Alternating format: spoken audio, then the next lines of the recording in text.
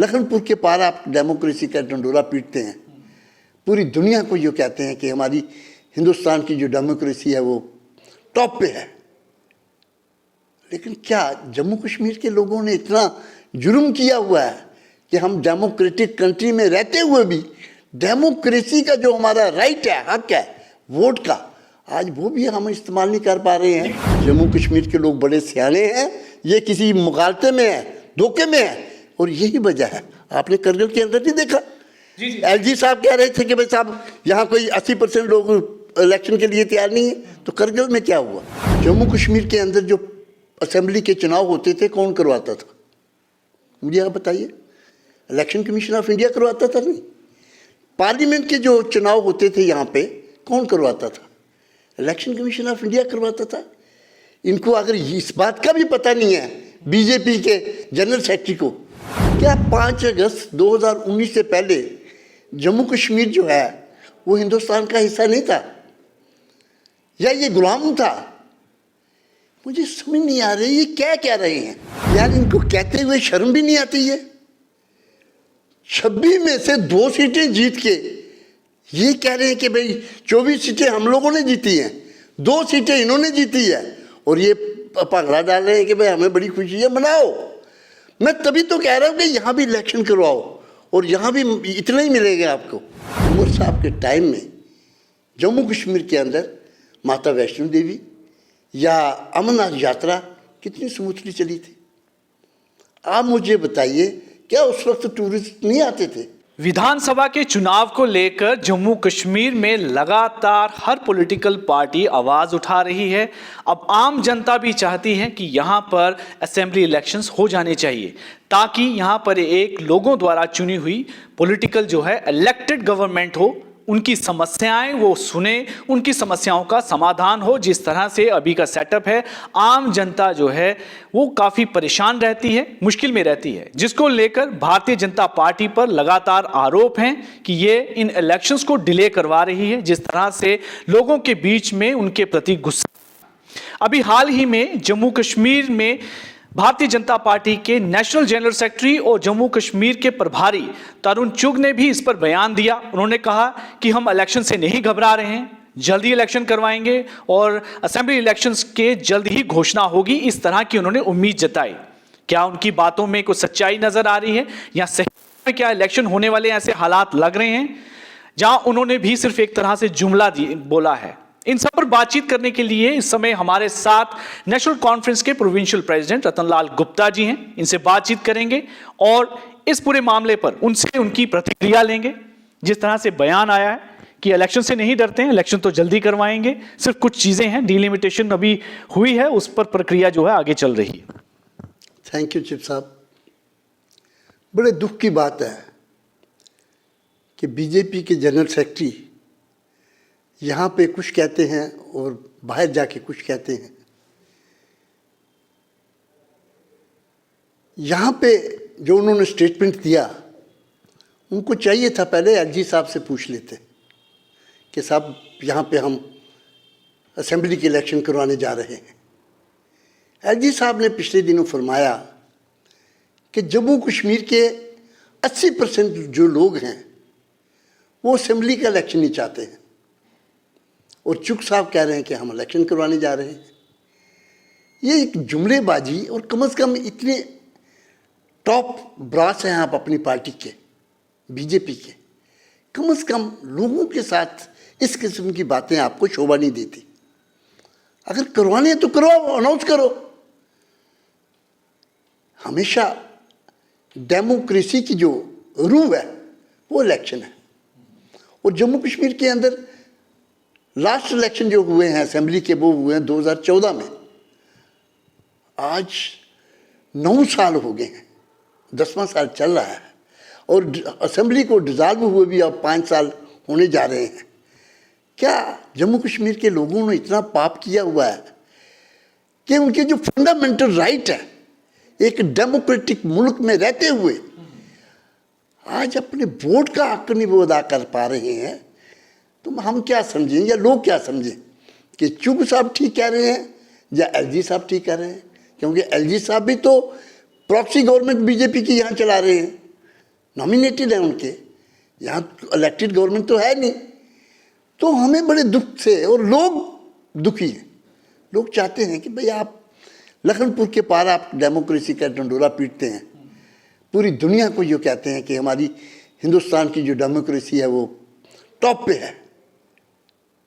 लेकिन क्या जम्मू कश्मीर के लोगों ने इतना जुर्म किया हुआ है कि हम डेमोक्रेटिक कंट्री में रहते हुए भी डेमोक्रेसी का जो हमारा राइट है, हक है वोट का, आज वो भी हम इस्तेमाल नहीं कर पा रहे हैं। इस एक और उनकी स्टेटमेंट आई है कि जिस ने बताया कि डेमोक्रेटिक राइट की बात की, उन्होंने कहा कि जम्मू कश्मीर के लोगों की को सही आज़ादी तो 5 अगस्त 2019 को मिली है, उससे पहले तो उनको जिस तरह से वो रह रहे थे यहाँ पर, जिस तरह से गवर्नमेंट चल रही थी, वो तो एक अलग ही तरह का यहाँ पर निज़ाम था। लेकिन असली आज़ादी तो उन्होंने जब यहाँ पर एब्रोगेशन हुई है आर्टिकल 370 की, उसके बाद यहाँ पर सही मायने में आज़ादी फील की गई है लोगों द्वारा। फिर मैं आपको यही कहूँगा, बड़े दुख की बात है कि इतने बड़े स्टेटस के ये चुग साहब हैं, जनरल सेक्रेटरी हैं, जिस ऑर्गेनाइजेशन के जनरल सेक्रेटरी की ये हालत है, क्या 5 अगस्त 2019 से पहले जम्मू कश्मीर जो है वो हिंदुस्तान का हिस्सा नहीं था, या ये गुलाम था? मुझे समझ नहीं आ रही ये क्या कह रहे हैं और किस किस्म के बयान दे रहे हैं। वो प्रीवियस जो गवर्नमेंट थी जिसमें नेशनल कॉन्फ्रेंस भी रही है, जिसमें पीपल्स डेमोक्रेटिक पार्टी और कांग्रेस की भी सरकारें रही हैं, उनके उस समय कार्यकाल को भी वो यहाँ पर उनको लेकर ज़्यादातर उनका ये कटाक्ष था कि उनकी जो गवर्नेंस थी वो लोगों के लिए, लोगों के प्रति प्रो पीपल नहीं थी। उन्होंने देखा क्या है, उन्हें पता ही कुछ नहीं है, हिस्ट्री क्या है, इतिहास क्या है जम्मू कश्मीर का। मुझे आप बताइए, जम्मू कश्मीर के अंदर जो असेंबली के चुनाव होते थे कौन करवाता था? मुझे आप बताइए। इलेक्शन कमीशन ऑफ इंडिया करवाता था? नहीं। पार्लियामेंट के जो चुनाव होते थे यहाँ पे कौन करवाता था? इलेक्शन कमीशन ऑफ इंडिया करवाता था। इनको अगर इस बात का भी पता नहीं है बीजेपी के जनरल सेक्रेटरी को, तो बड़े दुख से हमें कहना पड़ेगा कि ये नहीं है, ये जुमले झूठ बोलने की बातें करते हैं और जुमलेबाजी करते हैं। तो मुझे आप बता दीजिए ना, आप एक जर्नलिस्ट हैं और आप कह रहे हैं कि भाई हम बिल्कुल तैयार हैं। पिछले दिनों जनाब डॉक्टर फारूक अब्दुल्ला साहब की सरपरस्ती में तमाम जो हमारी जम्मू कश्मीर के अंदर अपोजिशन पार्टीज़ हैं वो इलेक्शन कमीशन ऑफ इंडिया से मिले। उन्होंने कहा साहब हमने पूरा प्रोसेस जो एक इलेक्शन का होता है वो रेडी किया हुआ है जम्मू कश्मीर का, और जम्मू कश्मीर के अंदर एक खला है, वहाँ इलेक्शन होनी चाहिए, क्यों नहीं? मतलब इलेक्शन के लिए ज़रूरी होता है डिलिमिटेशन, उनका फरमाना था, हमने करवा ली है। उसके बाद होती है वोटर लिस्टें, वो कहने के हमने मुकम्मल की हुई है। वोटर लिस्टें भी अक्टूबर 2022 के अंदर कंप्लीट थी, कोई वो बात ही नहीं। तो फिर इलेक्शन की कहते हम तो तैयार हैं, लेकिन अब ये होम मिनिस्ट्री से हमें सिग्नल आए तो हम आगे बढ़े। सिचुएशन को लेकर शायद उन्होंने ये बात की कि सिक्योरिटी के मामले में शायद वो भी उस तरह के हालात नहीं है, या उसको लेकर एक तरह की बात आई, तभी शायद डिले हो रहा है। ये बात भी आई है। देखिए, आप सिक्योरिटी की बात कर रहे हैं ना, यहाँ फिर आप कंट्राडिक्ट कर रहे हैं।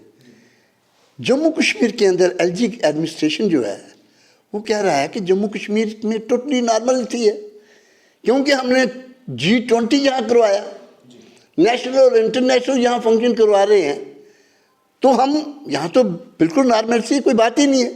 तो फिर सिक्योरिटी की बात कहाँ आई? देखिए, दूसरी बात यह है कि एज पर कॉन्स्टिट्यूशन जो असेंबली भंग की हो और 6 महीने हो जाएं, विद इन 6 मंथ्स, उनको असेंबली के इलेक्शन करवाने चाहिए, उसके मैंडेटरी है। और इस पे ऑनरेबल सुप्रीम कोर्ट ने भी टिप्पणी की है, उन्होंने कहा विद इन 6 मंथ्स जो हैं इलेक्शन होने चाहिए अगर असेंबली डिसॉल्व हो। और सबसे बड़ी बात है कि आपके जो एडवोकेट थे, जब पिछले दिनों 370 का मसला सुप्रीम कोर्ट के अंदर आया, तो वहाँ ऑनरेबल जजेस ने पूछा कि सुप्रीम कोर्ट के जो ऑनरेबल जजेस थे, उन्होंने वहाँ जो गवर्नमेंट का एडवोकेट थे जो प्लीड कर रहे थे वहाँ केस, उनको पूछा कि साहब जम्मू कश्मीर के अंदर असेंबली के चुनाव क्यों नहीं हो रहे हैं। उनका कहता जी हम तो करवाने के लिए तैयार हैं। पार्लियामेंट के अंदर जब अमित शाह जी को ये क्वेश्चन किसी ने पूछा, पार्लियामेंट मेंबर ने, कि जम्मू कश्मीर में असेंबली के चुनाव क्यों नहीं हो रहे हैं, तो वो कह रहे हैं कि हम करवाने के लिए तैयार हैं। आप मुझे बताइए, on the floor of the house home minister फरमा रहे हैं कि हम इलेक्शन करवाने के लिए तैयार हैं। यहाँ जो सुप्रीम कोर्ट के अंदर एडवोकेट साहब ने फरमाया, इनके एडवोकेट साहब ने सरकारी जो थे, तो वो भी कह रहे हैं कि हम करवाने के लिए तैयार हैं। एलजी साहब फरमा रहे हैं कि जम्मू कश्मीर के लोग 80% जो है वो इलेक्शन ही नहीं चाहते हैं।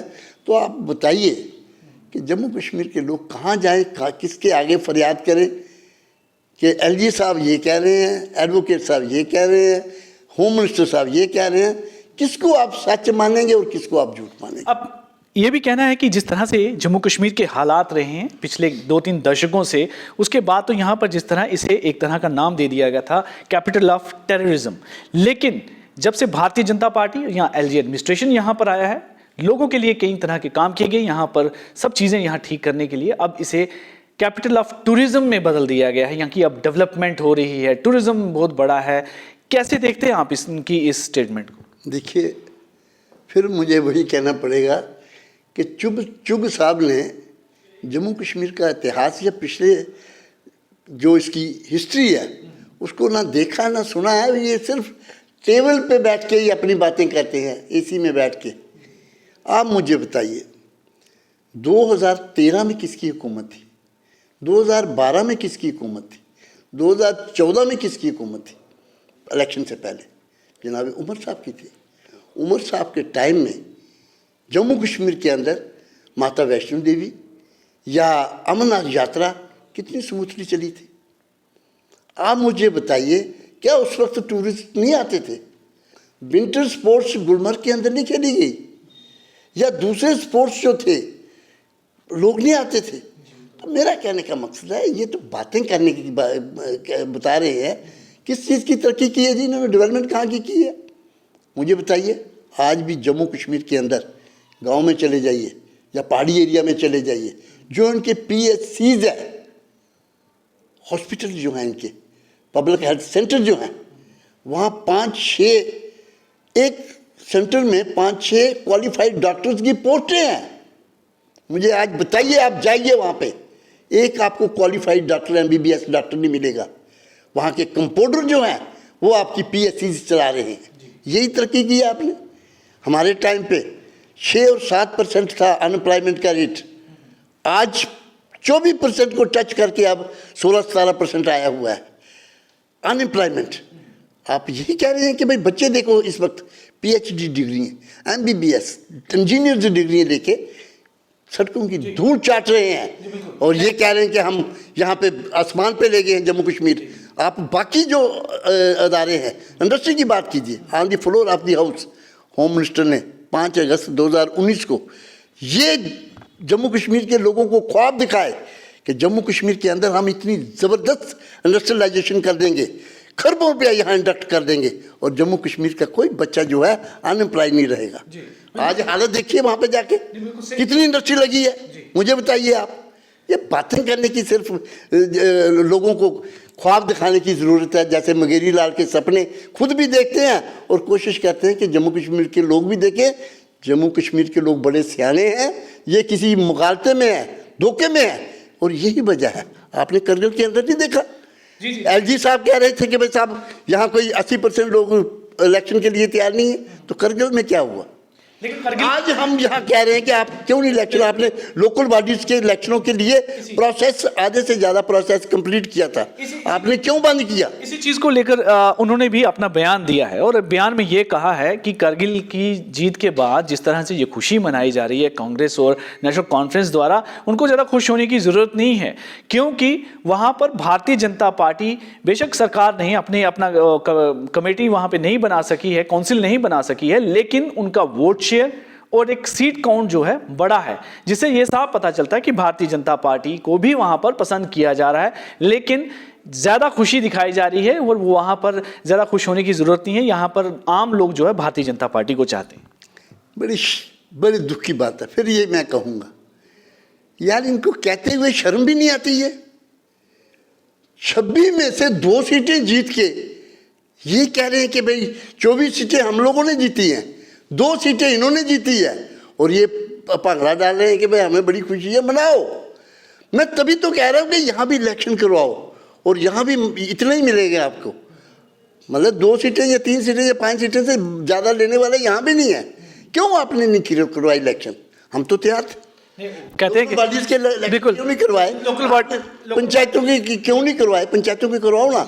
लोकल बॉडीज़ की तो आपकी टर्म खत्म हो गई है। जम्मू म्यूनसिपल कॉर्पोरेशन की 30 को आपकी टर्म अक्टूबर को हो रही है। इलेक्शन नहीं होने चाहिए थे? किस किस्म की डेमोक्रेसी है? आप एक लोकल बॉडीज़ के इलेक्शन करवाने के लिए तैयार नहीं है तो करवाना क्या है आपने फिर? इसको लेकर तो ये भी कहा है कि लोकल बॉडीज के इलेक्शन हमने पिछली बार भी हराया था कांग्रेस को, नेशनल कॉन्फ्रेंस को, गुपकार अलायंस को, जो भी जिसमें जितनी भी पार्टियां हैं, और इस बार भी जो है उनको हराया जाएगा।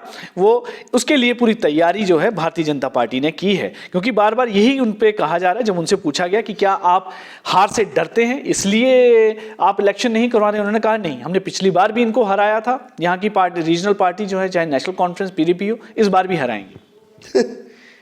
फिर आप कहेंगे कि भाई ये क्या कह रहे हैं बीजेपी वालों के लिए? ये उनके सीनियर, ये उनके लीडर की बात कर रहे हैं ना, उनके सीनियर लीडर्स की बात है। चौक जैसे आपके इनके सीनियर लीडर हैं, इनको पता ही कुछ नहीं है।